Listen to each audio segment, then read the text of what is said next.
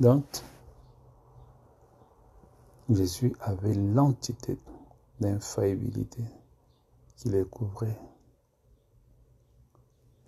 Quand il était à 30 ans, Dieu avait soumis son corps à les versets qu'on appelle l'homme des douleurs, habitué à la souffrance et tout ça.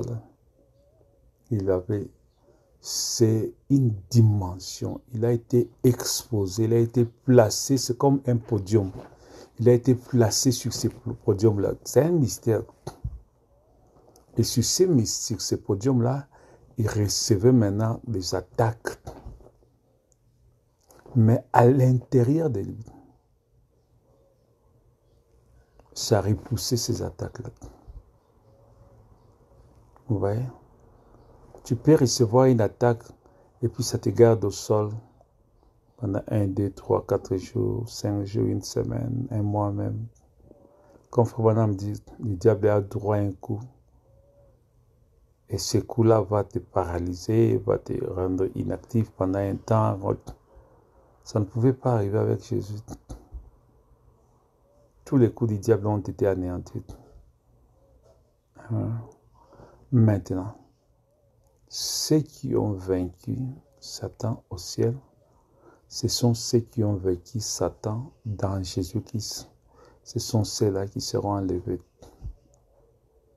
Ceux qui ont vaincu, combattu et vaincu Satan au ciel, ce sont des anges, des attributs. Ce sont ceux-là qui ont vaincu Satan parce qu'ils étaient en Jésus-Christ. Quand la maladie venait, ils ont vaincu. Quand ils ont vaincu, quand tout ça, ils ont vaincu dans le corps de Jésus-Christ.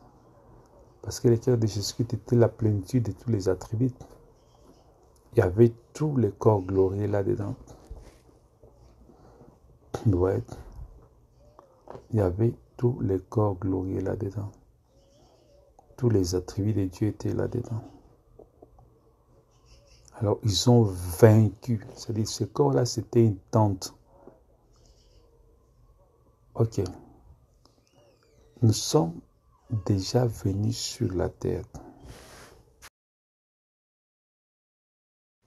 Nous étions déjà venus sur la terre dans un autre corps appelé Jésus-Christ. Ça, c'est notre seconde venue. Il y a eu la première venue. Nous sommes venus sur la terre dans le corps de Jésus-Christ. Dans un corps appelé Jésus-Christ. Et là, nous avons vaincu Satan. Nous avons vaincu le diable au ciel. Nous avons vaincu le diable dans les corps. Nous avons déjà été sur la terre dans un corps. Ce corps s'appelle Jésus-Christ. Nous sommes déjà venus sur la terre dans un corps. Et ce corps-là appelé Jésus-Christ. C'est la plénitude des corps. C'est la plénitude de tous les attributs de Dieu. Nous tous, nous sommes venus dans un corps. Vous vous souvenez de la vision que j'avais vue avant Jésus puisse venir sur la terre? Un corps s'est formé devant le trône de Dieu. Tous les attributs de Dieu qui étaient dans les seins du Père sont entrés dedans. Et nous sommes venus sur la terre. Tu vois, comme quand tu marches là, tu regardes, à l'intérieur, tu sais que c'est toi, ton entité là, ton âme, ton esprit là, à l'intérieur, tu sais, c'est toi. C'est comme ça que nous étions en Jésus-Christ. C'est comme ça que nous étions en Jésus-Christ. Nous étions à l'intérieur de la colonne de feu. Et on regardait les gens. Vous voyez, c'est un mystère. Parce que quand l'apôtre Paul a dit nous étions en lutte dans l'interprétation dénominationnelle ou bien courante, ils pensent que c'est par la foi qu'ils disent ça. Mais en réalité, nous n'étions pas là. Non, non, non, non, non. Nous sommes déjà venus sur la terre dans un corps appelé Jésus-Christ. Vrai. Et même ceux qui étaient déjà venus pour la première fois, ça veut dire les gens de l'Ancien Testament, ils sont représentés en Jésus-Christ quand Jésus était là. Nous sommes déjà venus sur la terre dans un corps appelé Jésus-Christ.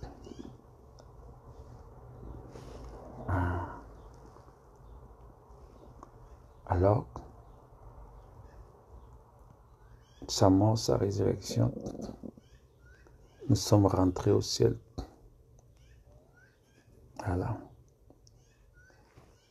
Parce que les gens de l'Ancien Testament, ils étaient sous forme de théophanie dans le séjour des morts. Mais ils étaient représentés dedans. Ça, c'est un mystère. Ils étaient représentés dedans. C'est un grand mystère dedans. Comment je peux expliquer ça? Je ne sais pas maintenant. Mais nous étions là-dedans. Comme aujourd'hui, tu es sur la terre dans un corps, non? Nous étions là-dedans, Jésus-Christ. Nous marchions. Quand Jésus marchait, regardait, nous regardons à travers ses yeux. Quand Jésus regardait, nous regardons à travers ses yeux. On voyait tout ce que Jésus voyait. C'est ça quand Frère Branham parle de l'identification. Nous étions. Voilà. Réellement, nous étions dans le corps de Jésus. Quand il mangeait, on mangeait. Quand il parlait, on était là. On voyait tout ce qui se passait. On n'était pas inerte. Hein? Non. On était vivant dans Jésus-Christ. On était vivant. On voyait ce qui se faisait. On voyait ce qui se faisait. On agissait en lui. C'est le mystère. Sur le verset que j'ai donné sur Hébreux chapitre 7, verset 7 au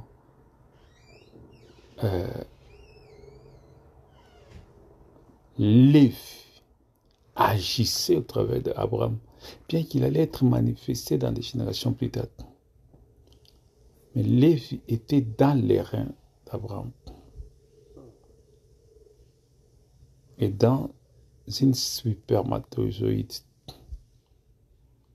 Cette spermatozoïde qui était sortie pour entrer dans Isaac. D'Isaac. Pour former Isaac. D'Isaac. De former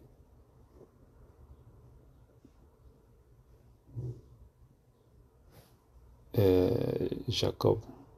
De Jacob. Les 12. Et ça fait sortir. Ouais. Il était dedans. Mais nous, c'est encore plus supérieur à ça. Avec nous, c'était plus supérieur à ça. Parce que nous sommes sortis du sein du Père pour rentrer dans... Pour Lévi, c'est biologique. Pour nous, c'est la théophanie. Notre corps angélique. Pour Lévi, c'était biologique. Son entité biologique. Ouais. Et sa théophanie pouvait exercer ce ministère-là sur cette germe biologique qui était encore dans les reins d'Abraham. Mais pour nous, c'était la théophanie. Nos corps célestes sont descendus en Jésus-Christ. Quand le Père est venu, il est venu avec tous les saints. Nous sommes descendus dans ça, nous sommes sortis du sein du Père. Oh, c'est glorieux, il y a beaucoup de choses, il y a beaucoup de questions à répondre sur ça. Et durant les âges, nous sommes restés dans le sein du Père jusqu'à l'ouverture des sceaux. Le corps apparaît devant les trônes. Nous sommes tous entrés et nous sommes venus. Ouais. Voilà pourquoi j'ai dit que la génération, la dernière génération dont Frère Ben a parlé, sortira de la nuée. Voilà. De la nuée.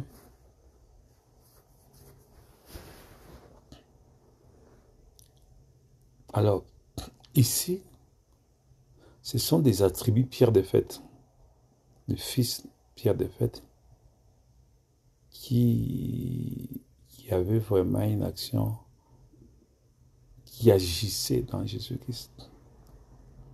Ce sont des attributs Pierre de Fête, des fils de Dieu qui font partie de la Pierre de Fête. Attends, je vais expliquer une chose. J'avais vu que quand Adam, nous quittons l'éternité, nous sommes des êtres invisibles que personne n'a vu, que personne ne peut voir. Alors, Dieu forme un corps. Le premier homme que Dieu a créé, c'est lui-même. C'est son corps à lui. Et quand il crée ce corps-là, parce qu'avant que Dieu commence à créer, il avait besoin d'un corps. Avant que Dieu commence à parler, il avait besoin d'un corps. Avant que Dieu crée l'univers, il avait besoin d'un corps. Ouais. Il a d'abord créé un corps. Il est entré dans ce corps. Quand il est entré, nous aussi, nous sommes entrés dans ce corps. Et quand il crée ce corps est formé des particules qui sont les fils de Dieu, les attributs fils de Dieu qui sont sortis de son sein. Les attributs invisibles que personne n'a vu, que personne ne peut voir. Ouais. Il y a eu un temps, nous étions des êtres invisibles que personne n'a vu, mais qui existaient. Sous corps, quoi. Sous quel corps? Les corps invisibles que personne ne peut voir, ni un ange, ni personne. Alors, ces corps invisibles, alors quand Dieu parle, au commencement était la parole, il crée un corps théophanique, la parole, et nous aussi, nous sommes des corps théophaniques, parole. Cette même corps pouvait se transformer en la colonne de feu. Nous sommes des particules colonnes de feu dans ce corps, dans la grande colonne de feu. Cette colonne devient la nuée, nous sommes aussi particules nuées dans cette nuée. Oui. Maintenant, quand il termine la création, après la chute, nous sommes rentrés dans le sein du Père. C'était comme une maison, là où il y a les tentes, c'était comme une maison. Mais nous tous, on n'a pas occupé la même position. Il y a d'autres qui ont occupé la position des murs. Tu vois, c'est comme une maison en carré, hein, avec la toiture triangulaire, hein, pierre de fête. Voilà. D'autres ont occupé la position des murs. Je crois que c'est un langage de Dieu. Mais d'autres ont occupé la position de la pierre de fête de cette maison-là. On n'avait pas tous occupé la même. Alors ce sont ceux-là qui ont occupé la position de la pierre de fête là. Ce sont ceux-là qui ont exercé le ministère. Ce sont ceux-là qui ont été actifs dans tout ça. Parmi ceux-là, ils venaient sur la terre sous forme des anges.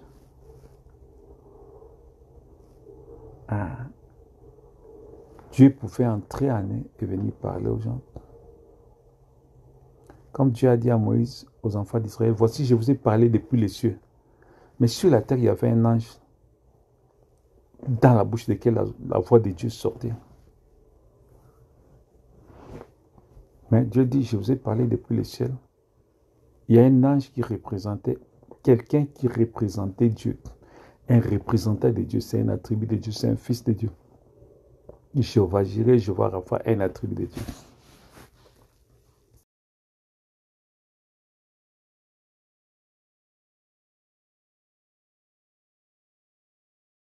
Et durant les âges, sont restés dans le sein du Père jusqu'à... Alors il y a une autre catégorie où Dieu dit, il voit une représentation de l'Éternel. Qu'est-ce qu'une représentation de l'Éternel? Vous voyez, c'est Jéhovah Jireh, un attribut, fils de Dieu, qui est sorti du sein du Père, qui est couvert de la gloire de l'Éternel. Vous voyez, parfois on l'appelle l'ange de l'Éternel, où Dieu vous parle depuis le ciel, mais vous entendez sa voix à travers lui. C'est ce qui s'est passé sur la montagne de Sinaï. Vous avez remarqué que Jésus dit, par l'ange que l'Éternel leur a parlé, une représentation de l'Éternel. Une représentation de l'Éternel. Quand il parle, il dit, c'est moi l'Éternel. Parce que c'est Dieu. C'est comme quand les prophètes prophétisent, non? Mais ici, le prophète, c'est un ange céleste. Un attribut céleste. Il répète, Dieu parle depuis le ciel, ça sort de sa bouche. Ce n'est pas un ange terrestre. Moi, Dieu, j'ai dit, ouais. Sur la montagne de Sinaï, Dieu dit, je suis descendu. Mais plus tard, Dieu dit, voici, je vous ai parlé depuis le ciel. Alors, et cette représentation de Dieu-là, ces gens-là qui sont des chlores glorieux, qui devaient représenter Dieu, ce sont ceux-là qui ont équipé la pierre de fête. Ce sont ceux-là qui sont, quand ils sont venus à Jésus-Christ, ils voyaient, voilà pourquoi j'ai dit que nous sommes déjà venus sur la terre. Ils voyaient ce qui se faisait. Quand Jésus parlait, quand Jésus mangeait, ils voyaient ça.